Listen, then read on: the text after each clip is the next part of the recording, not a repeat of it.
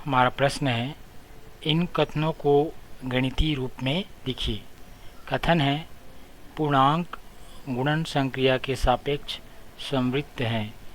इसका कथन का तात्पर्य है, यदि किसी दो पूर्णांक संख्याओं का गुणा करें तो उसका जो गुणनफल है वह भी एक पूर्णांक संख्या होगी। इस कथन का ये तात्पर्य है। तो इसे आप इस प्रकार से लिख सकते हैं। हम मान लेते हैं, माना ABC तीन पूर्णांक संख्याएं हैं।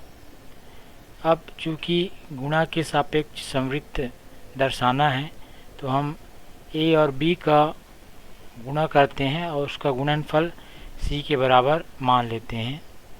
तो A गुणित B, अब चूँकि संवृत्त है मतलब A और B का जो गुणनफल है वह भी पूर्णांक संख्या होगी।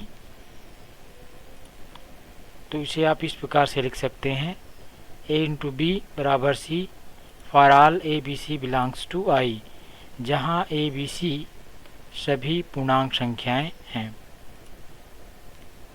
ये हो गया पहला कथन। दूसरा कथन की ओर बढ़ते हैं। यहाँ पर दिया है, परिमेय संख्याओं में घटाने में क्रम विनिमय नियम लागू नहीं होता।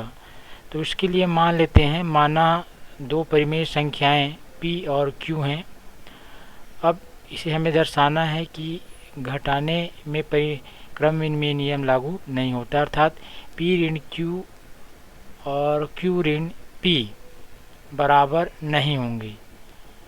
कथन का तात्पर्य है, P ऋण Q और Q ऋण P बराबर नहीं है, अर्थात क्रम विनिमय नियम लागू नहीं होता है। For all PQ belongs to rational number, सभी PQ परिमेय संख्याओं के लिए ये नियम लागू होता है। तो इस प्रकार से गणितीय रूप में आप इसे व्यक्त कर सकते हैं।